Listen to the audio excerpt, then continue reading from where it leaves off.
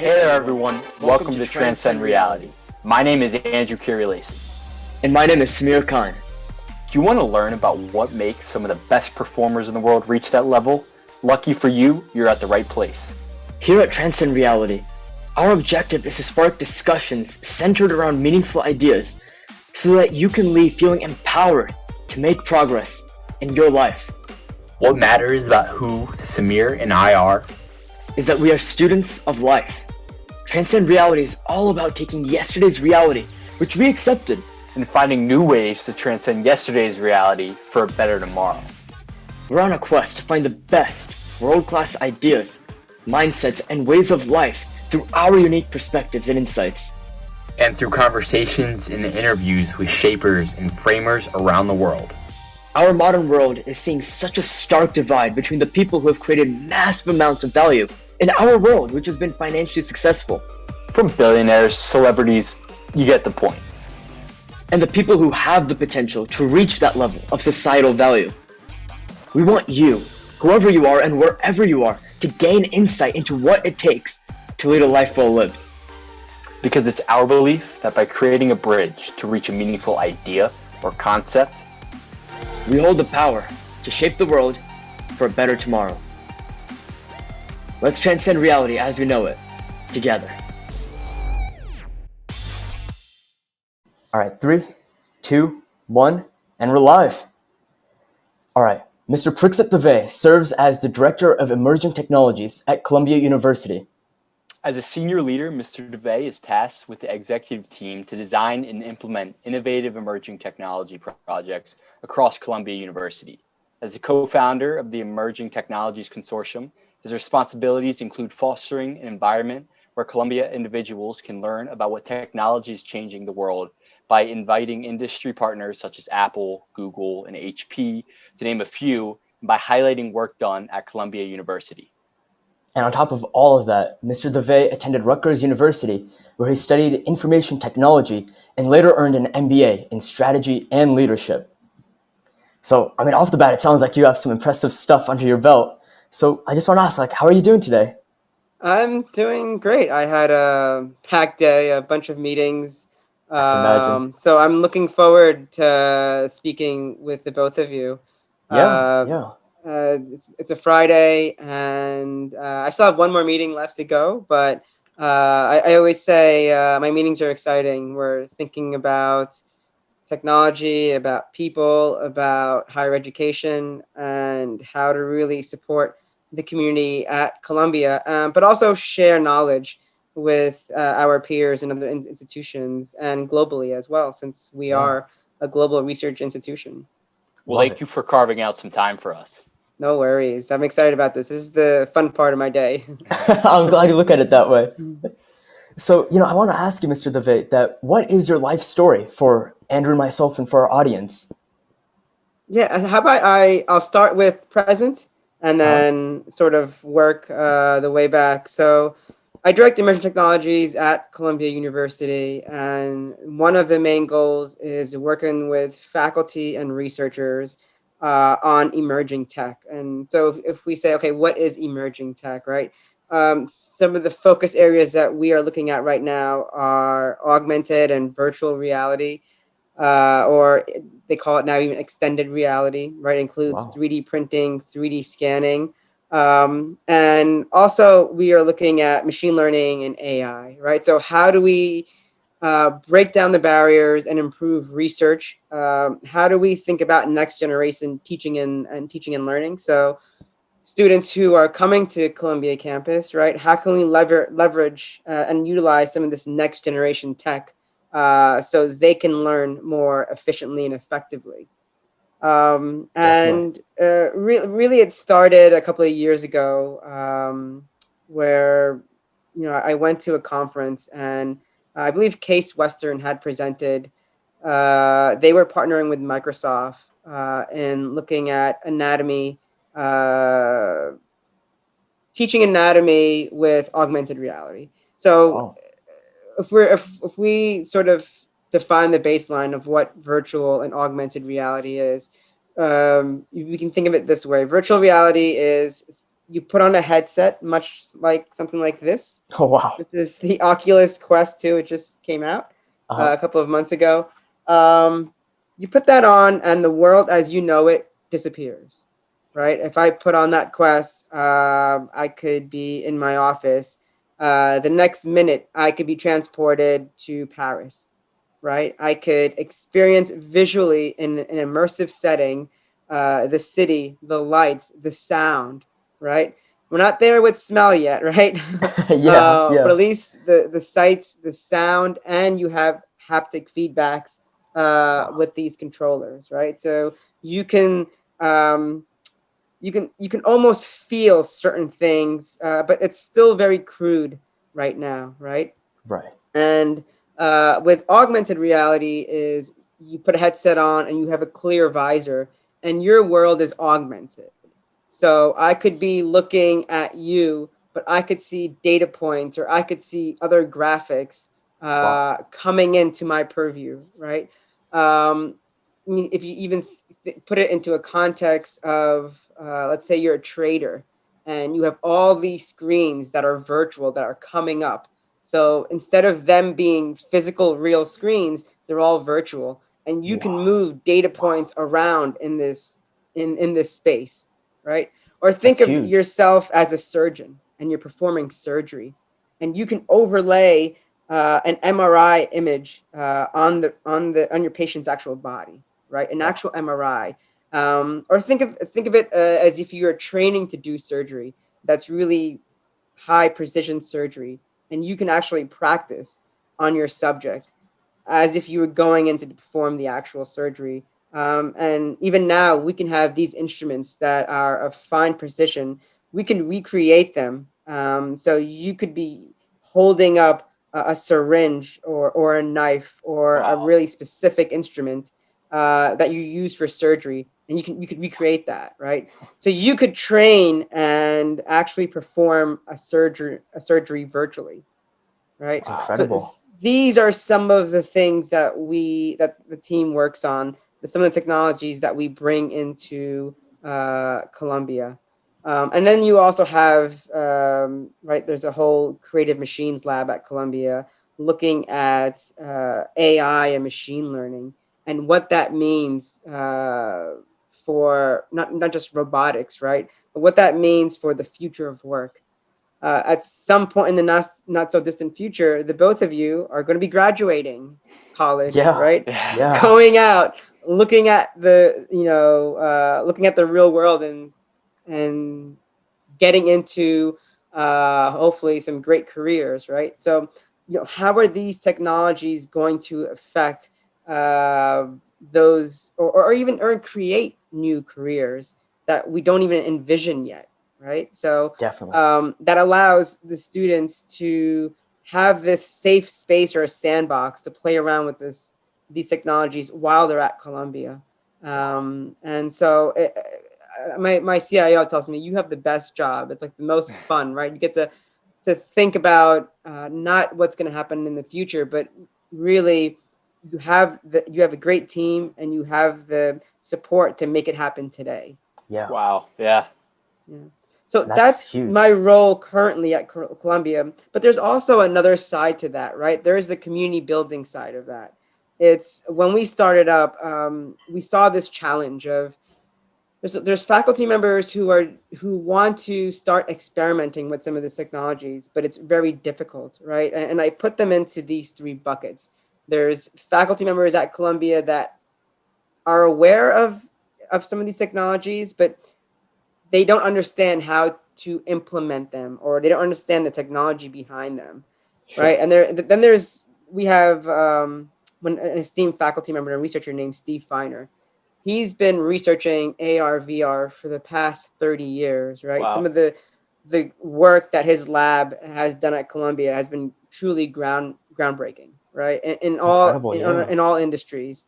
And so his lab is just amazing. If your folks are visiting Columbia, and you ever get a chance to, see a couple of labs, visit Steve Feiner's lab because it's literally it feels like you're time traveling into the future, right?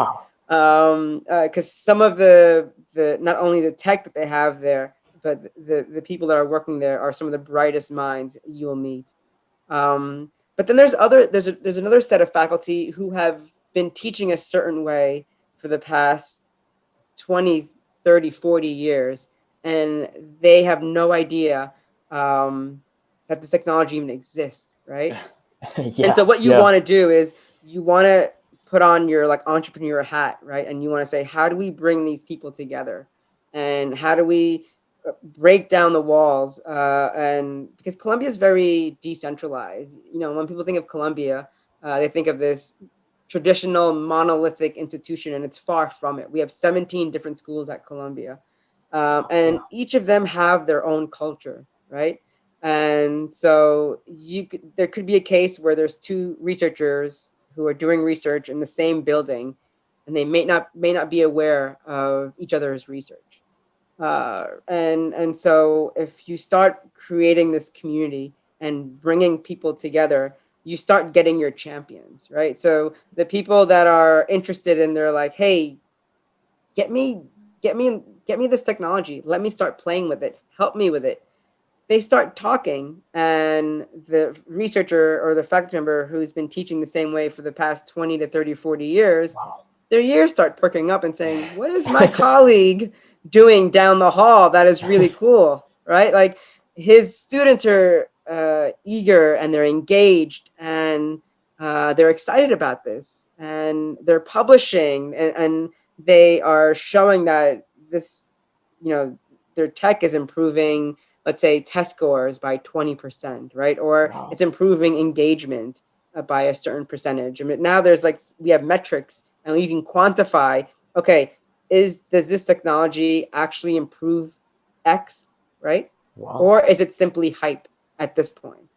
So you want to put the rigors, right? And you want to sort of kick the tires of the tech as well. You just don't want to use it because it's novel, right? Or it's you think it's the next big thing, or because you want to make sure it's not just hype, right? Yeah. And so you do thorough due diligence on the tech as well.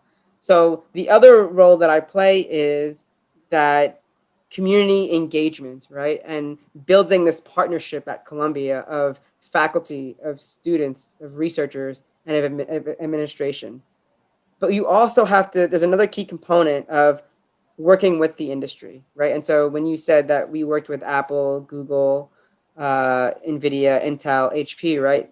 We are bringing the industry to campus because there's this dual information flow. It goes in and it goes out as well. Right. When they come to campus, not only do they learn about Columbia and they learn about the research that's happening here, but we learn about the cool tech that's happening in these different organizations or corporations, right? For sure. Right. And so that is key, because then we are, as the institution itself, is not stuck in a silo.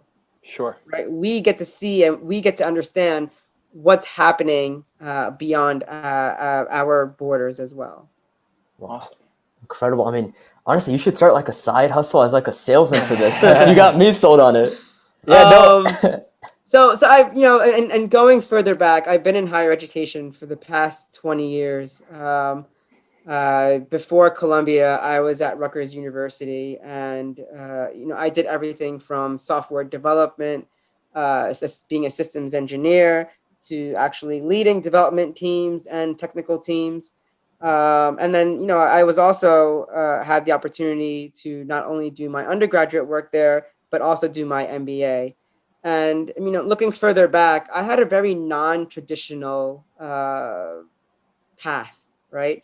And it's, you know, it's, the story isn't that much different, but it's not sort of the traditional story that we all hear about. And, you know, being a first generation immigrant, right? My parents came here with very little money. They worked really hard. They didn't have contacts, money, or power, right? But what they taught me was grit, resilience, right? The ability to think quickly on my feet, because I don't always have these resources, right? And if just looking at my father's story, he came here, he worked 2 jobs and went to school at night, right? And he was in the computer industry as well. He worked with mainframes, and there's this huge mainframe called AS400s, and that did a lot of batch processing for big corporations, right? And so my first experience with technology and computers, I want to say I was probably 9 or 10, right? Okay. We got this huge IBM X 386, and it was like the size of a desk at this point, right? Wow. It had like Wow. probably 64 kilobits of memory or kilobytes of memory or something really small.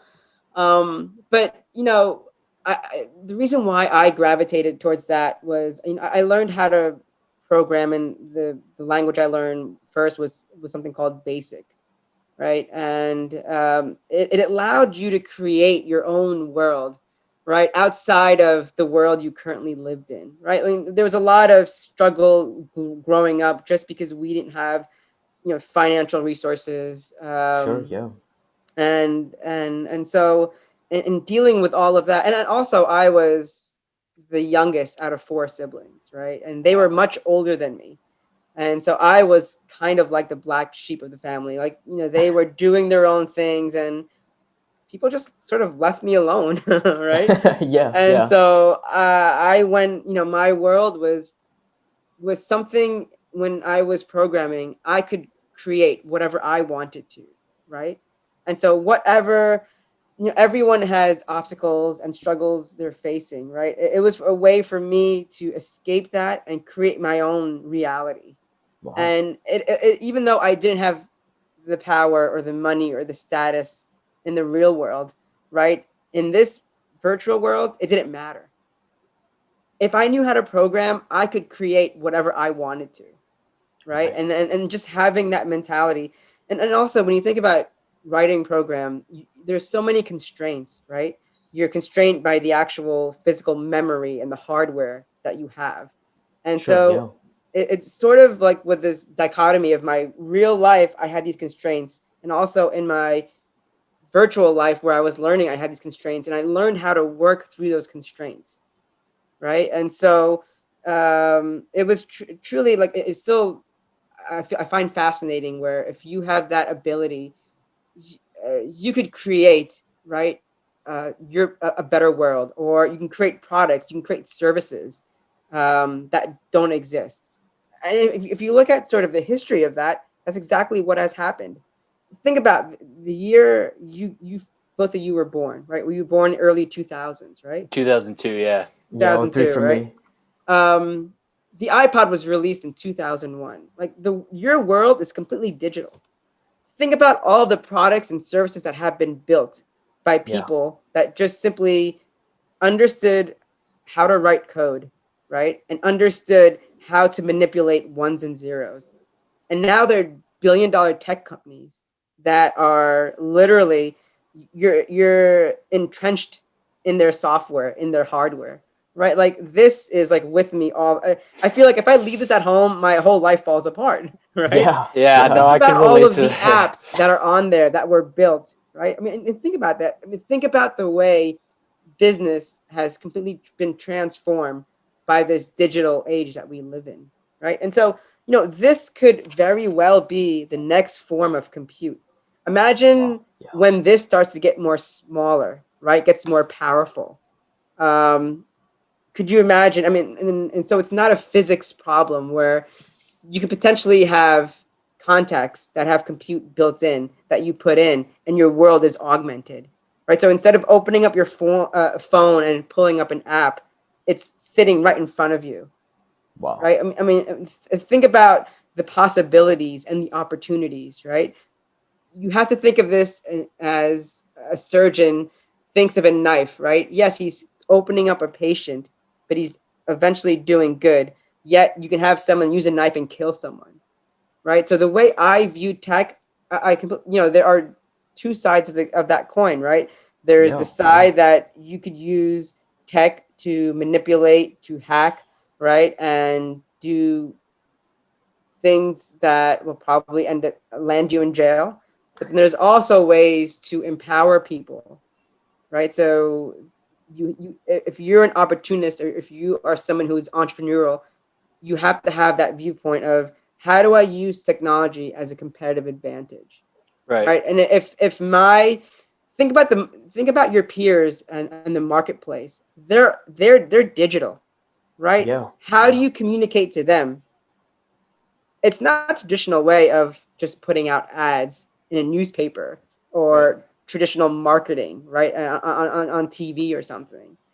You have to be sophisticated to know where your audience is, know what they want, and build that, right? And market to them. So Definitely, yeah. and I know we're going on this other tangent as well now. It's all good. That's okay, yeah. But We have a lot of good those, stuff. if you could build and if you could sell, you will change the world. And history shows us that, right? If you look at all of the sort of companies that were built up, that were digital, that embraced that, they completely uprooted traditional systems and changed people's lives. Right. Yeah, definitely. Irrespective of how you feel about that company, right? They've completely changed lives. And from every aspect of business, of the way we're living, even if we think about farming and agriculture, right? Like the technology has completely changed the way industries work and the way business runs. Yeah. Right. Yeah, definitely. And so I was always fascinated with that sort of thinking of having this sort of technical expertise. You could change the world, and I was fascinated by that, right? And so my first job was actually in the video game industry. And this was the late 90s. I was about 18 years old. I also loved music and playing in bands, right? Okay. So and I always felt like writing code and programming was the same as writing music. It was all pattern recognition for me, and it was all pattern based for me, right? So when I think about music, my brain works in patterns, right? And when I write code, same way. But there's this sense of like, music can be elegant, it can be beautiful, it can be simple. That's the way I view my sort of, when I write code, the same exact way, right? It can be simple, it can be beautiful, it can be elegant. You're sort of utilizing the resources and the constraints you have in a manner that you don't need thousands of lines of code to do something. You did it in 100 lines of code. Like that's beautiful for me, right? And so when I was in this band, and my bandmate, I was very lucky. He was a developer, a computer programmer at Bell Labs in Murray Hill. So if you're familiar with Bell Labs, there's actually a really good book written about them called the Idea Factory, right? And Okay, yeah. the culture at Bell Labs at that time was, the engineers rule, right? Give them this space where they could really think of crazy ideas. And so the Unix operating system was built and founded there. They discovered the cosmic background radiation, if you're familiar with like the Big Bang, and right. And so they were not only discovering, but the culture was primed, where they really let their engineers dream and execute, and they sort of left them alone. And so he was a programmer, and part of our band practice was writing music. The other part was talking about tech, right? And like we would talk about just like what the world would look like. We would talk. Then this was talk about the internet and what that means to the world. And he had a friend working in the video game industry, and he was always talking about like what the methods he were using to program their characters and how video game development were working. And I was really fascinated by it. And I was 18, and once again, I didn't go the traditional 4-year college route. I went to a county college, right? Okay. So And that it was because, I didn't have the funds to support or myself through 4 years of, taking out loans and then figuring out, okay, now I have a Sure. degree, I'm $100,000 in debt. How am I going to pay that off? Right. Like that was really daunting to me. Yeah. And Yeah, so for sure. I was doing computer science. I just finished my like second semester, and I was talking to one of my bandmates' friend, and he was like, "Hey, we have an opening for a junior developer." And the opportunity came, and I was like, I'll do it. If there's an opportunity, if there's an interview, I took it, right? And Yeah. so I remember I was actually working at the Gap at the time. But across from the Gap, there was a Walden bookstores. They don't even exist anymore. And so during my lunch breaks, I would go and I would read books on, like, they were using C++ in the video games, right? So I would read about video game development and design.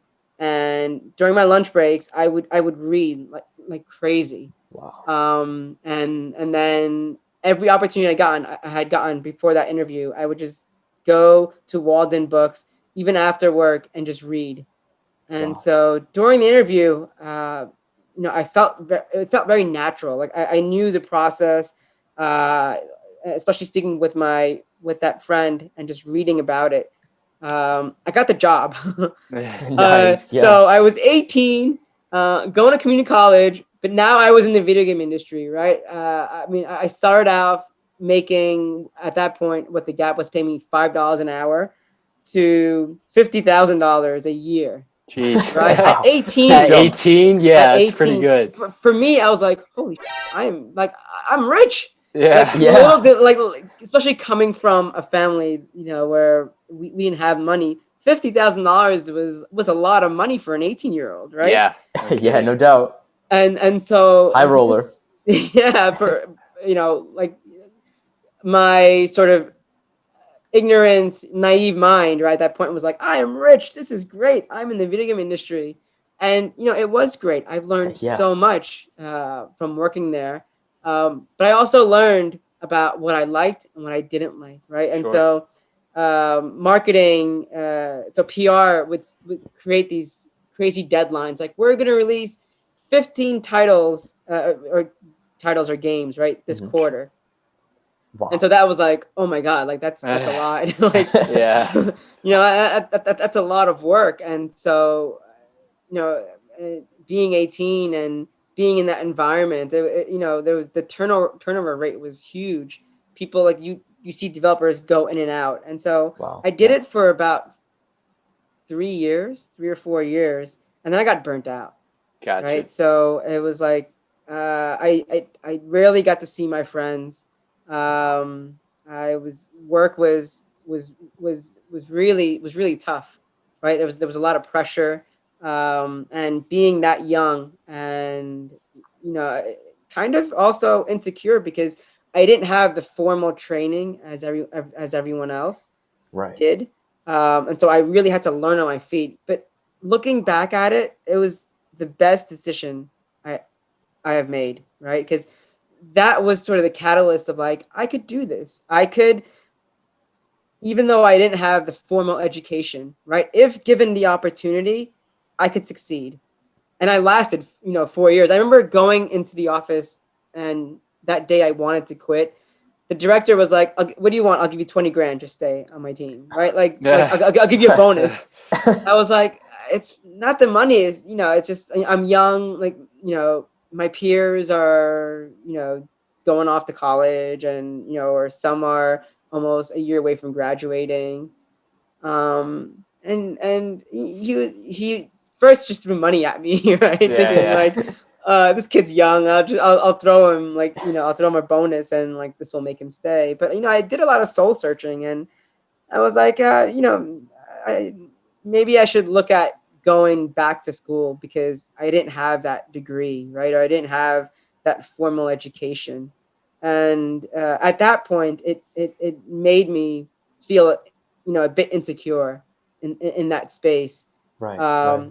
But looking back at it, and people tell you, it's like, you know what, you learned so much more in those 4 years, and if you'd probably learn if you were in college doing any technical degree, because you were doing it day in, day out. And then you also you also think about how to function as a team and how to work with other people as well, right? So that was huge for me.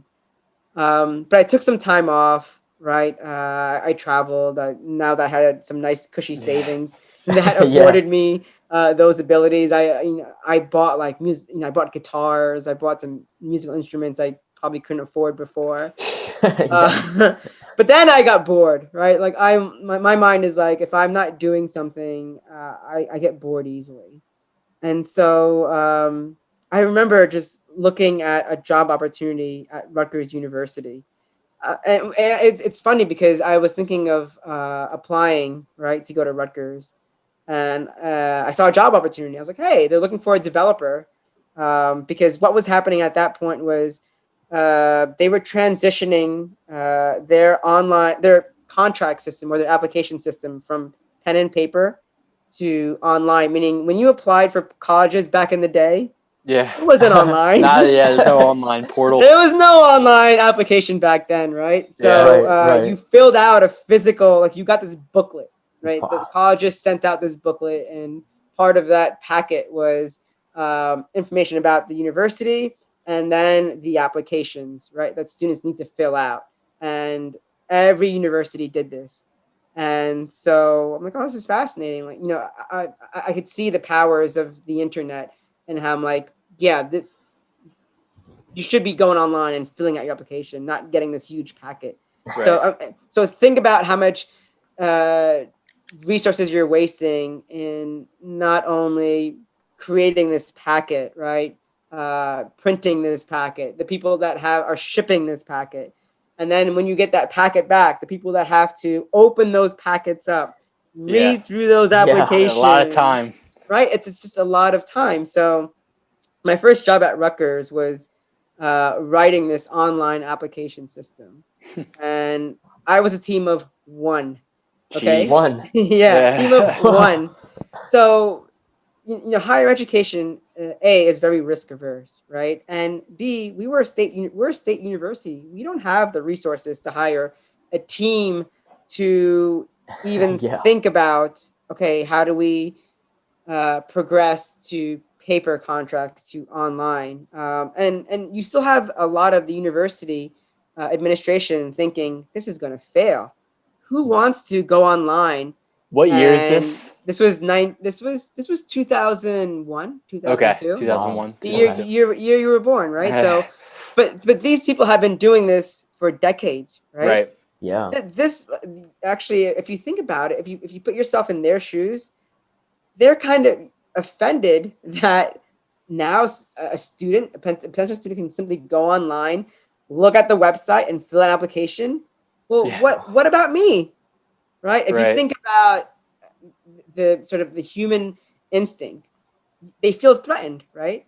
Sure. Now some kid, and I was 22, is going to come in and replace us. Wow. Right? So I also had that battle, right? Because I met with the administrative staff, and you can sort of feel that they were thinking that this is not going to work. Who wants to go online, look at the material and fill out a contract? But in my mind, I'm like, you guys are crazy. Who wants to fill this out and right. pen and paper, right? I saw that opportunity, but like my job was an uphill battle because I had to figure out the infrastructure, right? So meaning usually you have a team where somebody is the database administrator, the infrastructure engineer that builds out the infrastructure for you to write your application. As a developer, you're just writing code. And even that, are you writing front-end code? Meaning, are you writing the code when you open up a browser, right? And when you go to Twitter, for example, there's a front-end engineer and there's a front-end designer that designs it. And the front-end engineer is the one that engineers the usability But then there's a back-end engineer, right? Yeah. That is Yeah, the yeah. glue that takes what the front-end engineer is doing and communicates that to the application server, the web server, and the database. And the back-end engineer makes all of that happen. So when you click on something or when you tweet something, it's a team, and all of those contributions are making your tweet go out to the internet or go out to the Yeah. world, right? Wow. I was that one person doing everything, right? Jeez. And at first, Yeah. I'm like, this is insane, right? But looking back at it, I learned all of those skill sets, right? And you want to talk about failure, right? So the administrative staff were like, yeah, we're lucky if we get 5% traffic, meaning out of all of the packets that they get sent out, right? Let's say 5% of folks actually use the online application. And so I'm like, okay, I'll bump up my server to accept 20% of traffic, right? That first year, half of the students use the online application. Day one, my application crashes. Crash. Oh, Yeah. wow. Right. And so, and I knew, I'm like, I should not be listening to these people. Like, I should bump up these server specs and I should build out this server. So at least we get, half to 60, 70%. Right. Yeah. And so even that failure, what it gave me was a confidence of, yeah, your background and what listen to yourself. Yeah.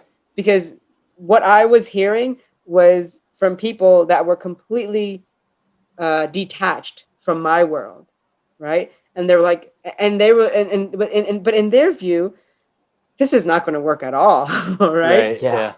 And so when senior leadership saw that we had more than half of students filling this out, right? And then they were like, wow, like this is going to be the future, right? It took a while for them to realize that, but that was inevitable. This is going to happen. So either we retrain or repurpose the staff, because a lot of the staff were doing work where like they were opening the packets and they were making wow. sure that what the data that we needed from the students, like we may ask for XYZ from a student, like all that was there. And then it gets handed off to another department that reviews it, right? That checks the application. And then it goes to admissions, right? So then they review it. So if Samir applies for Rutgers, right, they're reviewing the application.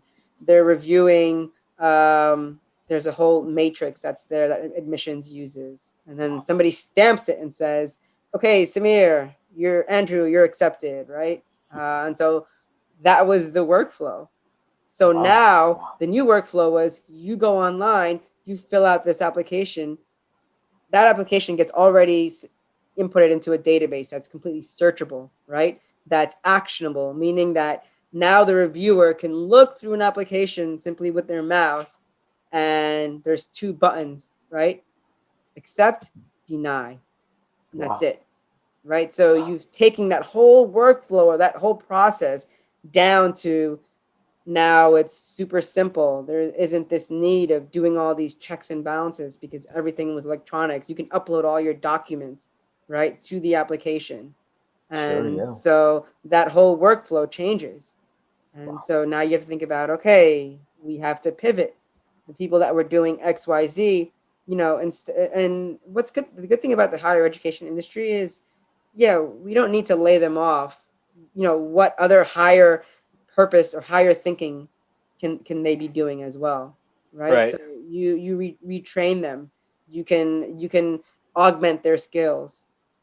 And so that was my first foray into being in higher education, and then I loved it. Like I got to work with and meet some of the brightest minds. I love the whole research landscape of, okay, let's push the envelope of some of these technologies or of some of these theories, right? So you get to really push the envelope as well. But then you also have this work-life balance, right? I wasn't in the office until 8 o'clock or 9 o'clock at night every day. Yeah. Right? Yeah. I could do, like, people are multifaceted. You know, people aren't just about their work, right? Like, you know, I was into my music. I was into like reading and traveling, and so it afforded me the time to do that as well. And that is awesome. really Yeah. important, right? You want to make sure that you are a well-rounded person, right? And not just sort of tunnel visioned. Yeah. And so I still got to do my band, right? I still got to go on tour. I still got to do these things and travel that I wanted to do. And I was still learning. By that point, I also was an undergraduate student at Wow. Rutgers. So my tuition was completely paid for. So, right. So since I was an pretty employee. good deal, yeah. Yeah. Since I was an employee, okay, I wasn't making the same amount of money at that point that I was making as a video game developer, but it was still really good. I think, I took like a 20%, pay cut. But what I was getting was the tuition remission, right? Was Yeah. the work-life balance, was the ability to work with really smart people and push myself. And I was still able to continue my studies and go to school and work, right? Because that was something that I needed. I couldn't just do either or just because of my situation. I had to Right. still work.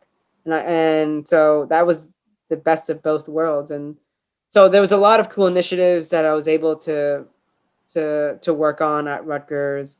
I went on to do my MBA, and that was the other thing. I had a very technical background, but I didn't have the finance or the marketing, or even the ability to sell your ideas, right, in a way Yeah. that inspires other people, right? So as you sort of move up the corporate ladder or even the work ladder, right, you need to have these skill sets of, okay, you may have great ideas. How do you communicate that to other people, right? Absolutely. And so having those technical skill sets are really good, and also having these other skill sets where you understand marketing, finance, business are important as well. And Right. so I always felt that I didn't want to just do another master degree in a technical field. I wanted to also step out of my comfort zone, right, and do Yeah. something where it was new to me as well. Incredible. That's awesome. There's a lot to unpack there. Yes. I mean, Yeah. Okay. that's an amazing. I will stop talking because I know No, I I mean, spoke a lot. No, but we I mean, that was appreciate it. And you incredible. touched Yeah. on so much of the stuff that we like to talk about, whether that's surrounding yourself with the right people or being, you mentioned grit and resilience. And so you touched all of that in your life story, and we appreciate you're sharing that with us. Yeah. I mean, your whole life is literally transcending yesterday's reality, which is amazing. No, I mean, emerging technology. It is cool that we have this opportunity to speak with you. And you talk about, you said there's two sides of it. Like, there's people who are kind of concerned about how fast technology is developing, and then there's like the side that you see it from, and there's this opportunity out there. Yes. And you mentioned how it's starting to come into the classroom. And so I wanted to ask you, because you are in emerging technology, like, how far off are we from, VR being, or virtual reality being, in even high school classrooms and stuff like that? It's actually happening now. There's programs where they're introducing VR learning into high school, but it's happening at a smaller scale, and I'll tell you why. Right, the most important issue is content development. Right, so what I mean by that is it's not really this hardware that's an issue. Like right now, this Oculus Quest, right? You don't even need a high-powered computer. It's completely wireless. It's plug and play. But it's okay. Who's going to develop the software or the application? And that is very difficult. Like, there's this hurdle right now. And I always the analogy that I give is in the music world. Back in the 80s, the 70s, the 60s, in order for a musician to record music, you had to go into a proper studio. Right. Right. And so you go to a recording studio, there's an engineer, there's a producer, there's a technician that will plug in all your guitars and work like the music board. Compare that to right now, you can make music on a laptop and distribute it to millions of people around the world. Right. Right. So you don't need to go into a proper studio. You have all of the compute power built into your laptop. All you need is your guitar, your keyboard, and an audio interface and a digital audio workstation, or a DAW, as musicians call it. Right. And you can make music. And then you have this platform, right? You have Spotify, you have Twitter, you have Facebook, you have all these platforms where you can talk about your music and advertise your music and find a whole new fan base. You know, right? You just don't have to be putting up flyers like in the old days. Right. Like we would put up flyers, we would go to clubs and say, hey, can we play? Now you can just send them a link to your Spotify, right? Or your Apple Music, and they can hear it and they can book you, right? Like all of that is completely changed. And so this world right now is very hard to create that experience. And so there are, you know, that's an opportunity, right? Right. There are companies that are looking to simplify that, but right now you need a 3D modeler, right? You need a design, you need an environment designer, you need a developer, right? You need specialized people that understand immersive experiences and how to create and script that out. And so, and that's capital intensive with not only humans and hiring people, but also with having the funding and the money. So once that gets easier and these things get smaller, and they will, right? You're going to have this sort of hype burst of, wow, this technology is ready for prime time. Right. Right. And if you couple that with, and this is really thinking far, maybe like 5 years or 10 years into the future with AI, right?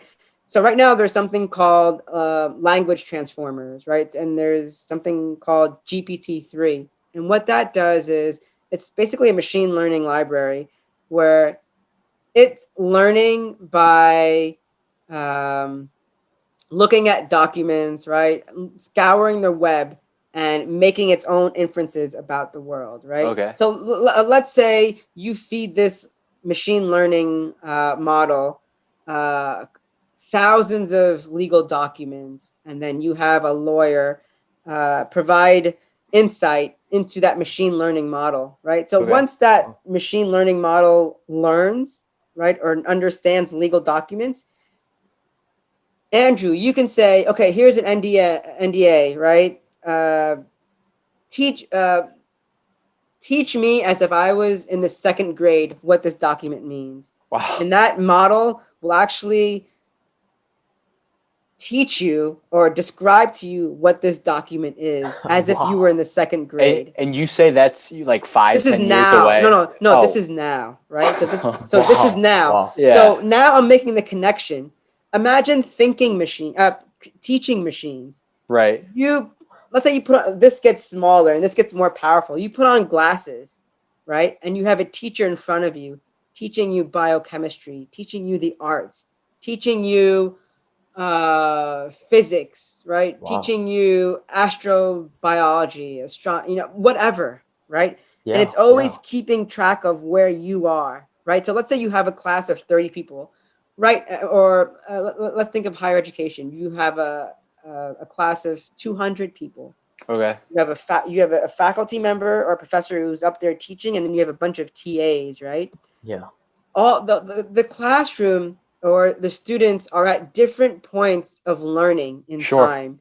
So Samir, you may understand, and I'm picking, let's say chemistry. You may understand the basics of chemistry, but Andrew and I are struggling with it, right? Right. But the class is going to move forward. I may have to go to the TA. We may have to do some tutoring. But think about VR, right? And think about AI when it's connected with AI. That virtual faculty member that I have, I can put this headset on at any time of the day that will give me feedback, that will understand what I am learning and what I'm not learning, and give me examples and teach me what I'm not learning, as opposed to if I was in a real, let's say, auditorium, right? I'm just sort of getting kind of left behind because the class Right. needs to move forward. For So sure. where, and we are really going on a tangent, but where I really see education is, let's say we learn these core capabilities digitally or virtually, but Yeah. then we come together and apply them with applied projects, right? So you can think of higher education transforming into, okay, we spend the first week learning these core capabilities, Right. and then we come back and we do a project where we're applying what we learned. And now the faculty member is doing a higher level work or thinking or teaching, right? For It's sure. not just teaching you the basics of biology or chemistry or computer science or whatever, right? And now you're coming in as a group and you have those core capabilities because this virtual teacher has been teaching you and Right. tracking you and feeding all of that to the professor who knows exactly what Samir is getting and not getting and what Andrew is getting and not getting. But he also sees the grander view of what the class is getting and not getting. Wow. Right. Yeah. And I'll take it a step further. This AI agent is learning and building new content on the fly, right? So the faculty member doesn't have to go back and say, oh, I need to create content around cell biology because half of the class is not getting it. Uh-huh. Right. No, the AI agent needs to be smart enough to say, okay, I need to build new content because Wow. half the class is not understanding cell biology. Jeez. It's That's crazy to think. I fascinating. mean, you said the iPod came out in 2001, Yeah. and how much technology in 20 years in the grand scheme of time is very, very short. Yes. And how quickly we're evolving with technology. Yes. Do you think at any point it becomes too fast, or you might need to take a step back? Like, if that virtual reality and that AI was a part of our classroom, and that would, I mean, we could virtually learn from home in a more immersive way. And you know what? You know what actually kicked this off, like in sort of high gear, was COVID. Right. Right. Think about how you are learning right now.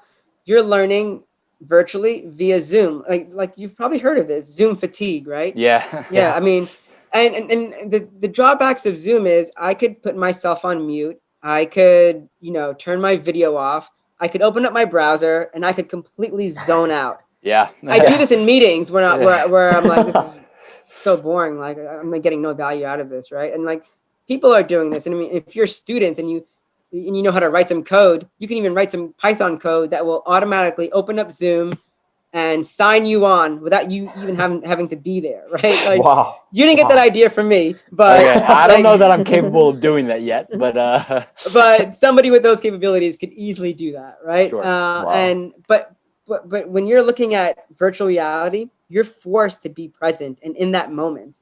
When I put on a headset, and let's say the three of us are in that same space, if I look away and if I walk away, there's something called spatial audio, right? So you will hear me walking away because my voice will start to get fainter, right? If I am to the left of you or to the right of you, you'll actually turn your head because you'll hear my voice is coming from this side, right? You can't mute yourself or you can't yeah, you're in it. turn your video off. You're in it, right? And Wow.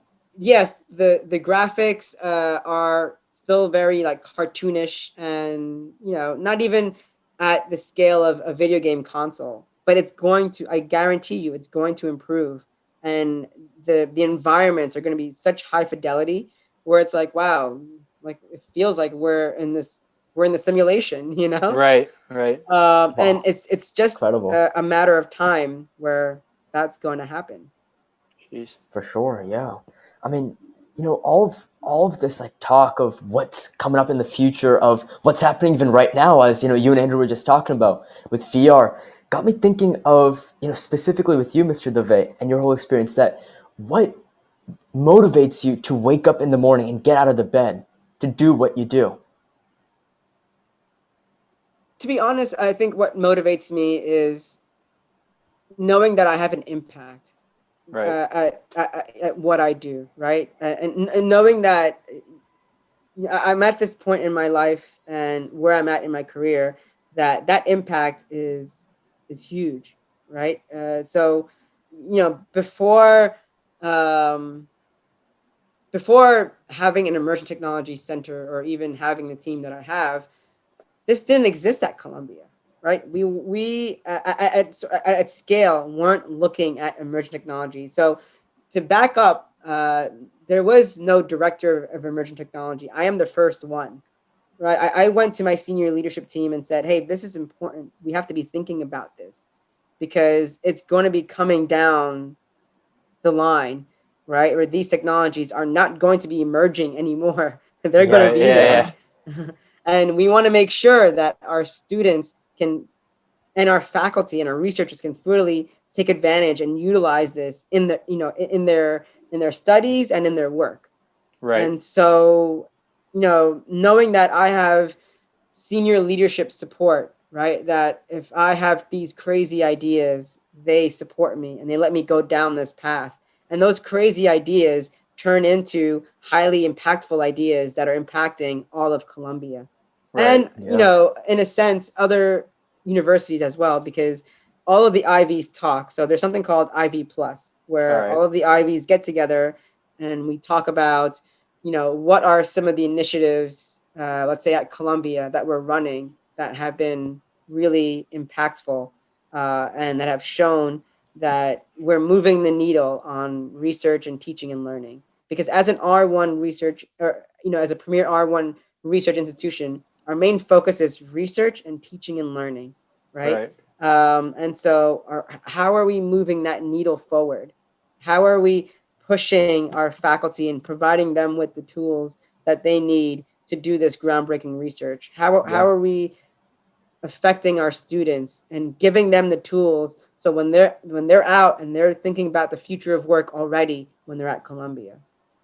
Awesome. And I generally love this stuff, right? Like for me, and that's one takeaway I wish on the both of you is you do things that you're passionate about and that you love, because it will never feel like work.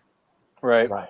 Yeah. Right? If you are truly excited and you see this fire burning inside you where like, hey, I'm making a difference and I love what I'm doing, it will never feel like I have to go to work. And look, we have those days, right?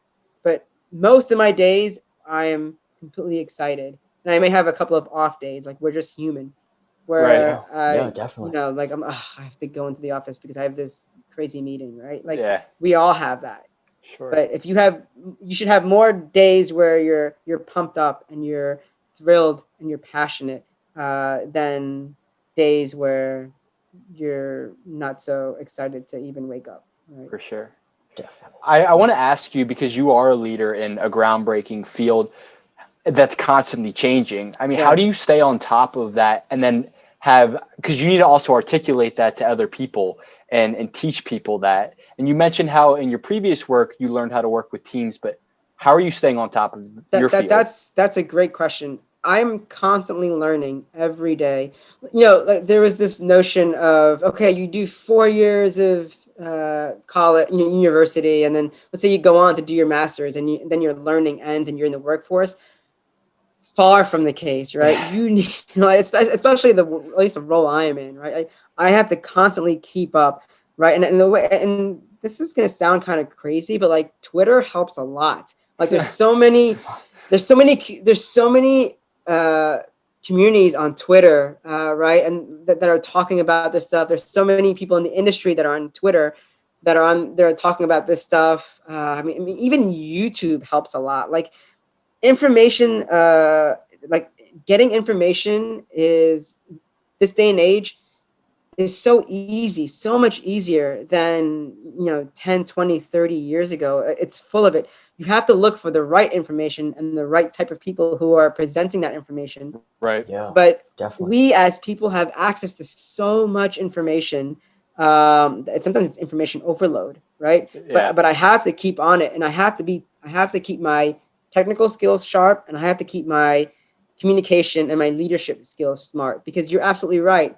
I have to communicate that to somebody who is coming from it from a different viewpoint, right? They don't have the understanding. You sort of have to pull them up to your vision, to your view, right? Right. And that means taking complex technical ideas and simplifying them and communicating that to your audience, right? In a way where they're going to understand that. And that is continually learning. That process is continually evolving and failing, right? Like I may have ideas that don't go anywhere.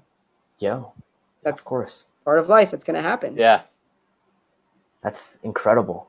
I mean, all like on that same question of what Andrew asked you with, your work, when you're working with your team, when you're leading people, when you're working on your emerging technologies consortium, as you said, there are times when you feel really amped up and you're making progress, but then there also is that dichotomy of, you're feeling a little low, you're not getting as much progress.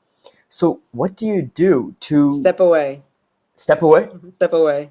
Step away. Wow. Okay. Yeah. So you would take a break. I have the luxury of where I can step away. You go. Do something else. I'm kind of lucky where in my workplace I have to do a lot of context switching, meaning I have to move from one subject to another, from one idea to another, right? And for folks that have, I say I have like intellectual ADD, where for me I thrive on that, right? For other people it may scare people because they want stability, they want what's the word? They want to have a defined process. And if you don't have a defined process, people get freaked out and people get scared because they don't know what to do. Yeah. For me, I thrive off of that, right? I like diving deep into the unknown and figuring things out. And where people will thrive is if they have good leadership support that supports that type of environment. People are going to thrive. And so I have to make sure that my team has that support of, we may go down this path and all hell's going to break loose and it's not going to work. Right. You have to pivot, right? So, and pivoting and changing your mind are the best things ever, right? If you think that, okay, I have a fixed mindset of how the world works or how something works, like you don't want to go through life like that because the world is constantly changing and evolving, right? Yeah. If you have this fluid mindset of I can pivot and I can see these opportunities and I can connect the dots and I can execute and I can bring people together, you will change the world and you will be wealthy beyond your means. Definitely. Wow. Appreciate that. Awesome. I'll be keeping that in mind, taking that step back. We want to be respectful of your time because we know you have. Yeah, I do have a 4:00. I wish we had more time with you, but your insight is very helpful for us as we continue to navigate our young lives through college, and exactly. We really appreciate your time today. I have to say, the amount of knowledge you two have is far, far, far, far, larger than where I was at when I was your age. Like for me, just even talking to the both of you and the work that you two are doing with even your podcast, right? Like I felt I was not there, right? Even on the financial side, right?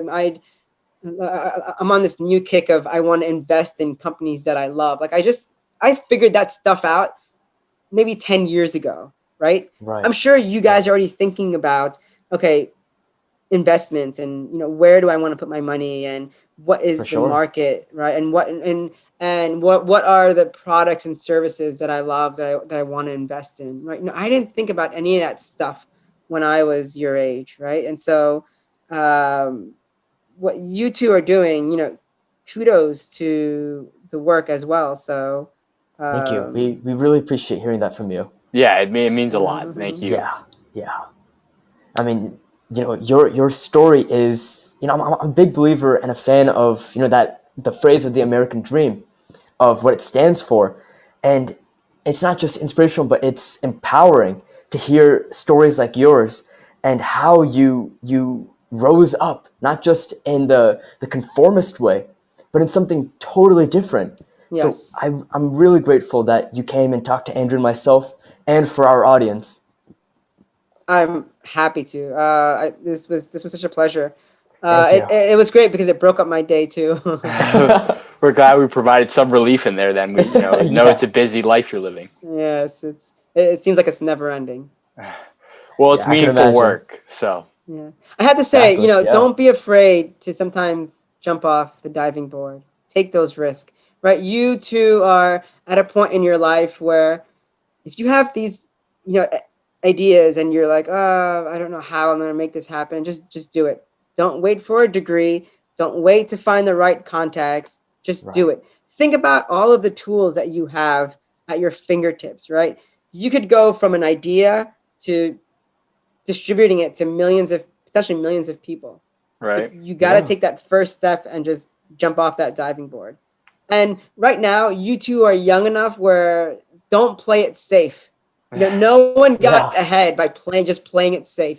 Take those risks. And I don't mean go Right. out and do something stupid, right? There's a difference. No, yeah. Yeah, of course. Calculated risk. Yeah. Yes. Of course. Take those calculated risks because you guys have nothing to lose at this point. Well, thank Yeah. you. We appreciate that. You can always consider being our third host. You'd fit right in with us. So Happy again, to help anytime. Thank you. thank you for that. And again, as Andrew was saying, we want to be respectful of your time so that you can prepare. But if there was one piece of advice that, whether it's changed your life entirely, whether it's really helped you out, what would be that piece of advice that you could share with us and the world before you go? Wow, that's a tough one, huh? Eh,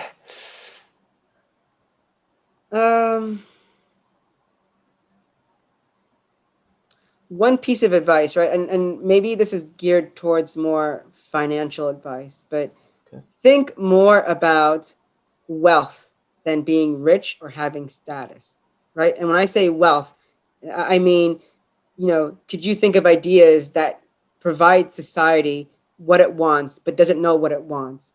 Can you think about scaling your ideas, right? Like if you truly, there's a difference between having money, being rich, and having wealth, right? Yeah. And sometimes people think wealth is a bad thing. I don't think wealth is a potentially a bad thing. I think wealth can be a driver to change and improve society. And it goes back to a doctor uses a knife to help save a patient's life. It's the same way someone who has capital and someone who has wealth uses it to completely change lives. And right, and someone who I admire and look up to is someone like Elon Musk, right? And Yeah. think about the risk that he has taken and what he's done with his wealth and with his capital, right? Yeah. Think about the environmental impact Tesla had on right, not just screaming about climate change, but actually changing the entire industry, right? Like he's completely pushed that industry forward. Yeah. He's given us a product that's way better than any, we call them ICE, right? Internal combustion engine cars, Yeah. right? Like that's faster, it's sleeker. I mean, the tech in there is amazing, right? I mean, it's just, he's completely changed that paradigm. And he's done that through the use of capital and taking those risks, right? And thinking that no matter what anyone says, right, he had those technical capabilities to see sort of down the line of what's going to happen and how to execute that. right. I'm Well, thank you so glad much for brought that up. advice. Yeah. Yeah. That's something that Andrew and I, we love talking about, and especially hearing real people in the real world actually applying and using. So we're No really problem. grateful for you. It was truly a pleasure speaking to the both of you. And yeah, anytime I'm here if you want to pick my brain or you want to talk about something, more than happy to speak. We appreciate that. Thank you very much. Yeah. Thanks for that offer. Well, we'll let you get back to your day now. Thanks again for joining us, and I hope you have a great afternoon. Right people, resilience, all things that taking that step, all Exactly. stuff that we talk about. So it ended up being really good, and we did have like 30 minutes or so of being able to ask questions pertaining to his field, and you did a nice job bringing it back home. So For sure. I mean, that was seriously incredible. We got so much value. I mean, it's like if we were to update our logo, we could put Mr. Davé's face on our channel. yeah. Yeah. And joking aside from that, like the whole story of being a first-gen American, Right. and then not even going to college first, out of high school, being a video game developer for that kind of a salary, then pioneering admissions in college. Yeah, I mean, what he's doing. He didn't even like explicitly say it, but basically he created the first online application for Rutgers University by himself. Yeah. In a time when that was not normal. Like people didn't have online applications. And he's Exactly. 22, you know, Yeah. who would have been graduating from college and had never graduated from college at that point. Exactly. You know what I'm saying? Exactly. It goes to show what grit and passion can do. And he was like Mr. Smith, very authentic, and I certainly appreciated his wisdom and just being upfront with us. And I like how because there is certainly the argument to be like had that technology is moving too fast, but the way he views it and he expressed on the podcast was there's so much potential in it, and it can lift people up out of whether that's poverty or whatever. He talks about wealth. Exactly. And that was a perspective I enjoyed hearing from somebody who does, understand emerging technology to the extent that he does. I mean, he's really, definitely. He's still young. And he's young, exactly. Which is, I mean, seriously, like just as he was saying that, we're doing our great stuff, kudos really goes to him for everything that he's done. Yeah. It's amazing. No kidding. So also, I mean, there was so much to unpack. So how about like we can do a little bit of like a recap of the points that we really enjoyed. And before that, just keep going with that. I loved how he said that, when he was 9 or 10 or something, he had like a computer that was the size of his desk. I know. Yeah. And it was crazy hearing that. And especially how, he said that he was like the black sheep of the family, and he had a lot of time to kind of explore the world on his own. Right. And it was amazing to see how he ventured into the virtual world, got to see how he could create it, how he could explore himself through that. And by overcoming those obstacles, he was able to overcome the obstacles in his real life. Well, I mean, was beautiful. I mean, that goes back to like the whole idea of, creating what some might see as a negative experience. Again, being the youngest, he said his siblings were much older, so he was kind of left to his own devices, and transforming that into a gift. I mean, like you see, not only a gift for himself, but a gift for other people too. I mean, how much good he's doing at Columbia right now, but also for the world around him, especially in education. I mean, he talked about how, people who are becoming surgeons can practice now, or that technology is starting to come out where they can practice actually doing surgeries. I mean, what does that mean for us as just humans in general, and just completely reshaping the education industry? For sure, man. This was really good. I mean, we could even ask Mr. Davé to come back for round two. I was bummed. I mean, he certainly had a lot of useful stuff, and it could have kept going. I mean, we're so lucky that we even got an hour and a half or so with him in the middle of his day on a Friday. So thanks to him for that, and making the time for us and helping us further, our goals here. So exactly. Yeah. So how about this? Let's do like not like a recap, but also a recap of our favorite moments of the podcast episode. Sure. So you wanna take it off? I mean, I think that, and I had mentioned it, but just he talked about it. Mr. Smith talked about this idea of seizing opportunity, and towards the end, he really drove that home. It's like you're young enough to fail right now, and again, we talked about taking the first step, and not worrying too much about where you're going to land, just taking that leap. And sure enough, you will land somewhere. And so, taking calculated risk is probably the one that I took away, and he embodies that. Somebody who did that and was kind of fearless in doing so, and knew what he liked, and he stuck with it. I think some people try to do too much, and we're still young, and I think one thing I took away was, find something that you really enjoy and stick to doing that. Doesn't mean you can't enjoy other things, but really make that what you want to do, and try to become an expert in it, like he is with emerging technologies. Exactly. Yeah. And then that whole point, like, what you were talking about, what he was talking about, seriously goes to show that, it is a completely possible thing to do in the real world. It's not just kids or us podcasters talking about it, in the air theoretically. Yeah. You can go out and start music, or learn how to trade like I did, or go practice football and lacrosse, become a high school star at it.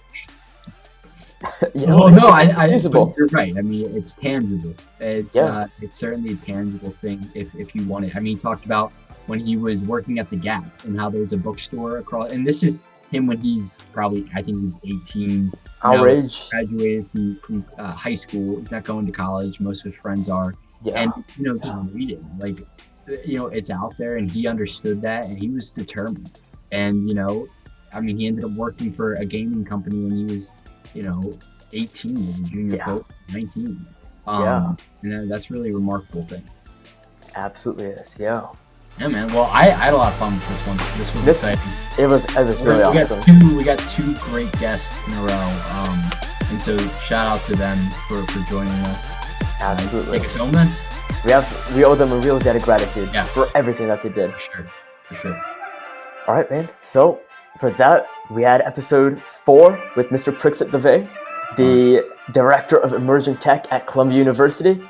We owe you big time. Thank you for that. Thank you very much. All right, skadoosh.